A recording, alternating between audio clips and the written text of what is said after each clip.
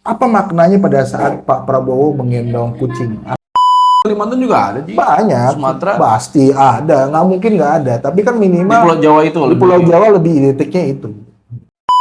Gua jujur aja waktu dia fight dengan Pak Jokowi ya, pemilihan presiden gua Ah, Pak Prabowo tuh. Mas Gibran pada saat debat dia menggunakan sebuah jaket atau kemeja gitu yang gambarnya ada sebuah lingkaran. Oh iya. Dalam sebuah tayangan ada seorang ketua paranormal dari FKPPAI, ada Pak Kisaung. Oke. Itu bilang katanya kalau misalkan Secara aura menurut perspektif ente. paslon satu menunjukkan bahwasannya pencitraannya beliau. Oke, secara objektif dari sudut pandang aura, yang mana yang lebih menonjol? Dari wardrobe.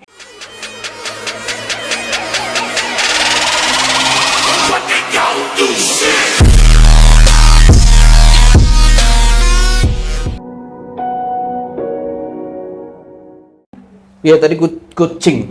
Ya, kucing Gimana tadi yang Pak Prabowo menggendong lagi kucing. lagi campaign ya? Lagi campaign tuh. Di panggung ya?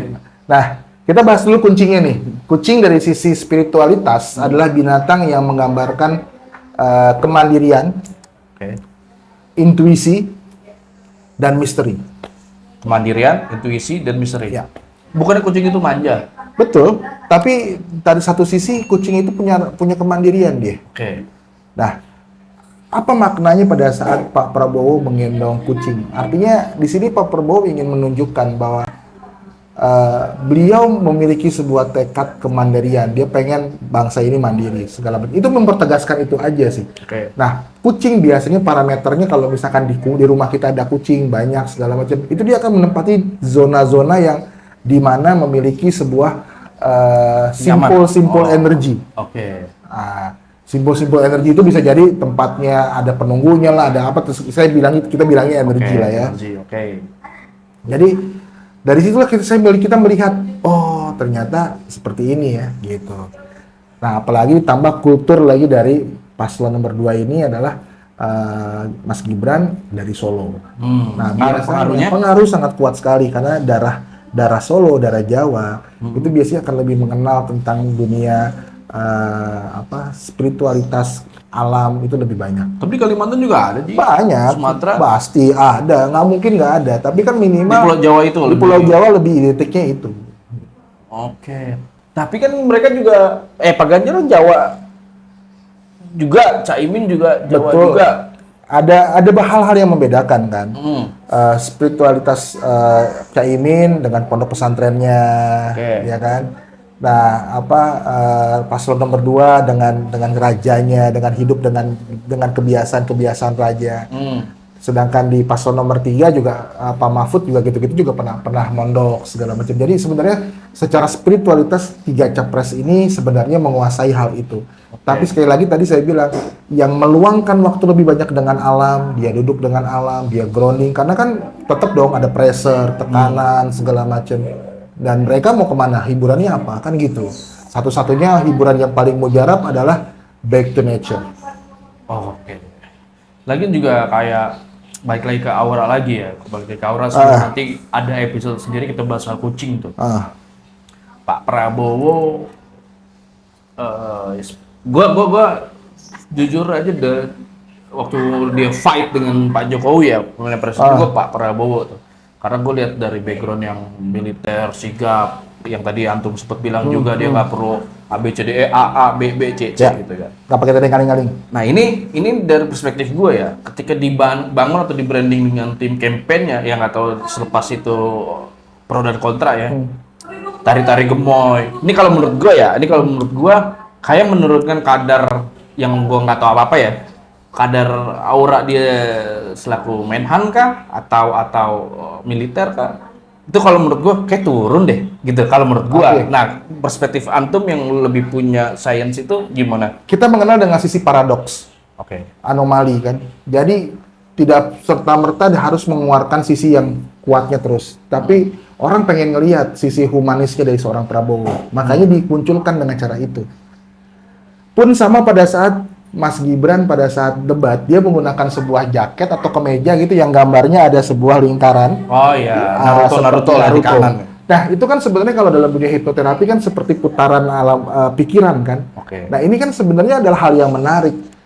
Ya, ini menunjukkan bahwa ini generasi saya nih Pak, gitu kan. Tapi kan orang melihat mungkin dari Caimin dengan Pak Mahfud melihat ini apa sih pakai lambang apa sih itu kan Iya. penasaran kan. Ini kadang-kadang bisa membuat orang jadi blank loh. Oke. Karena perhatiannya fokusnya ke situ. Dan belum ketemu jawabannya. Dan dulu jawabannya, Ya, betul, oke. gitu. Itulah kan salah satu teknik manipulasi pikiran. Tapi apakah ente setuju Pak sama Ane apa enggak itu yang masih belum kerubah dari Ane ya? Karena dengan dia dibentuk kampanye gemoy nari-nari gitu tuh, ya kalau dari gua kan kayak menurunkan aura Ya, kebijaksanaan dia lah atau wibawa gitu kalau menurut gua. Menurut ente? kita jangan melihat dari perspektif angle kanan kiri. Coba Oke. kita ngelihat perspektifnya dari angle helikopter. Nah, dengan cara seperti ini banyak perdebatan, banyak orang yang komen dan banyak pergerakan kan dinamikanya ada. Betul. Itu yang dicari kan sebenarnya. Jadi perspektifnya kita kalau misalkan dari atas dengan caranya dia jogetin aja gitu segala macam. Perspektifnya adalah orang yang akan banyak berinteraktif. Banyak yang interaktif di bawah di komenan itu yang akan membuat semakin hari semakin harmonik, semakin banyak diomongin, sebanyak diulang-ulang, direpetisi. Wah, itu tuh si omon-omon, semakin banyak orang yang akan kenal dengan itu akan nyangket nempel di Engagement otak. awareness Yes. naik ya. Oke. Nah, makanya kan banyak yang bilang nih, dalam sebuah tayangan ada seorang ketua paranormal dari FKPPAI, ada Pak Kisaung. Oke. Itu bilang katanya kalau misalkan pada saat pemilu itu orang akan bingung pada saat membuka lembar suara. Jangankan pemilu deh, pilihan kades pun seperti itu. Sebenarnya sih bahasanya bukan bingung, tapi karena dia baru kan nggak mungkin kan sosialisasi lembarnya kan belum nih. Tapi kan orang belum pernah melihatnya segala macam pada saat masuk ke dalam TPS. Bisa jadi dengan lampu yang kurang terang segala macam, itu akan membuat orang yang tua jadi meraba-raba segala macam. Sebenarnya bukan bingung, tapi memang kondisional dari si pikiran orang yang akan menoblos itu. Beda-beda kan suasana hatinya. Oke. Masih di tentang aura.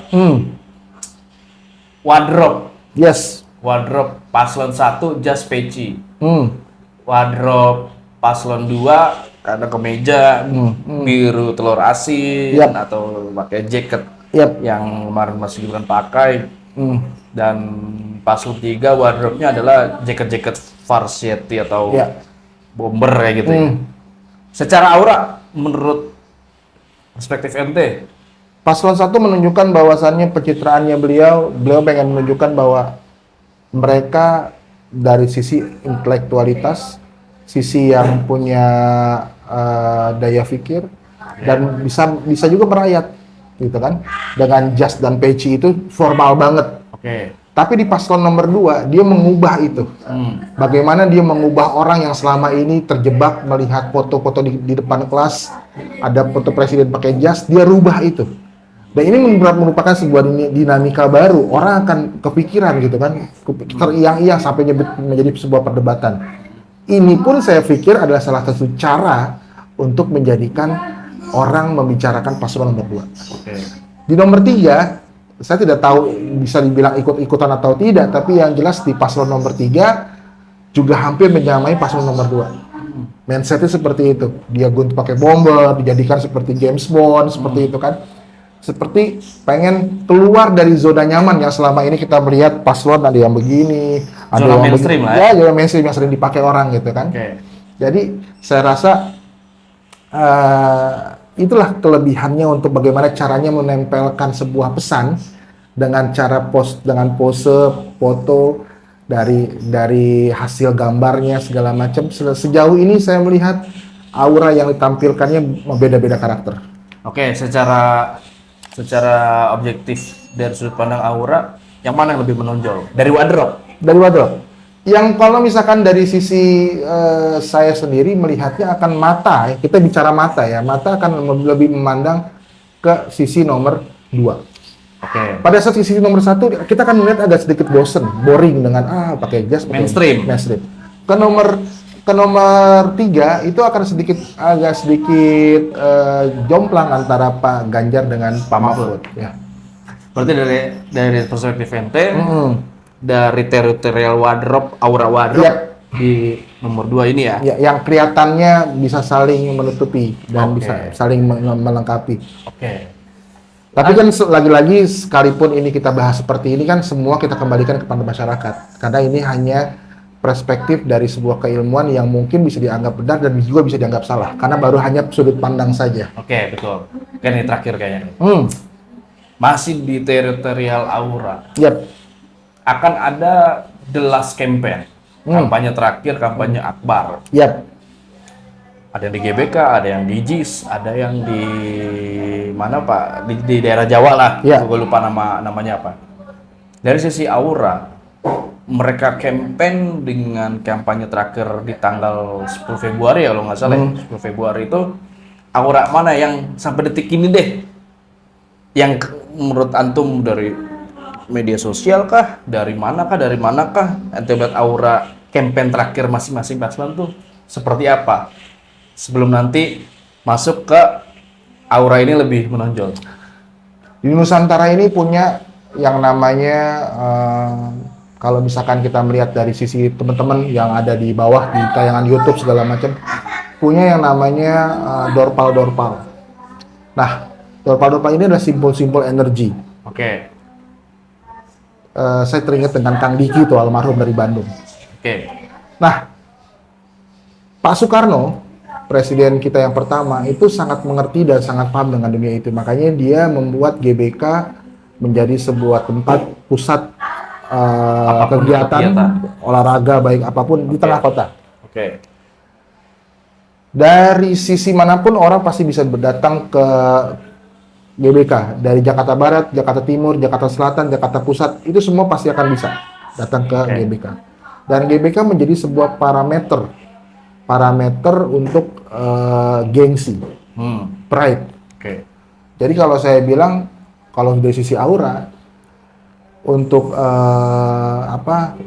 kampanye, biar GBK lebih kuat dibanding JIS, dibanding Yang di Jawa itu ya. Jadi JIS-nya?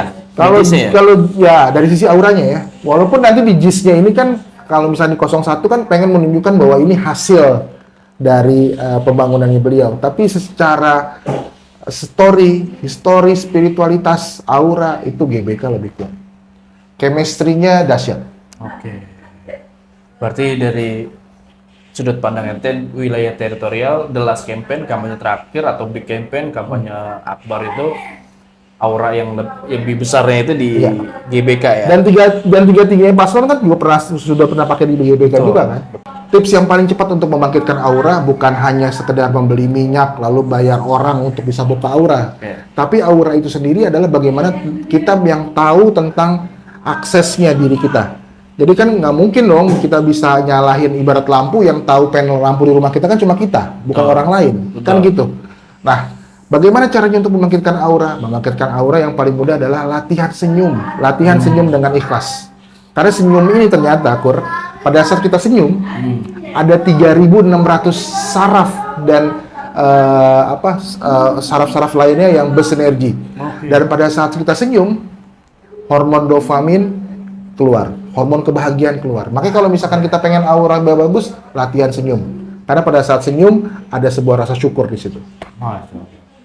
Oke, Ces. Jangan lupa senyum. Senyum. Banyak cicilan, senyum aja.